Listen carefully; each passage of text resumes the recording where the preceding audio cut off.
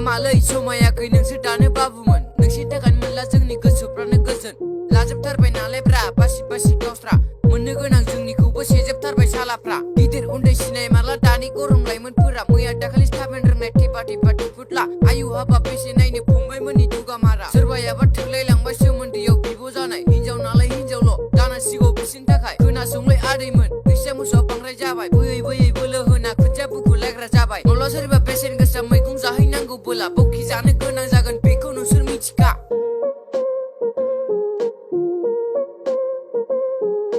गोनो गोथो बाराद्राय दा सानसै बाबुमोन सिख्लाफोरनि महरावल' गोसोफोरखौ दा दोन नोंनि बेगनि बांसिन खारो सिख्लाफोरनि गोसोआ माब्लाबा उथिं बिरलांगोन नोंबो नुस्लाबलायनाय नङा मावनायावथ' उदाय खाला दानि जुगनि सिख्लाफ्रा गोसो थोनो फैदों बेयाव दानिफ्रायनो सेंग्रा मोजाङैथ' फरायग्रोना खामानिफोरखौ सोलोंखा सेंग्रा गोसो थोनायखौसो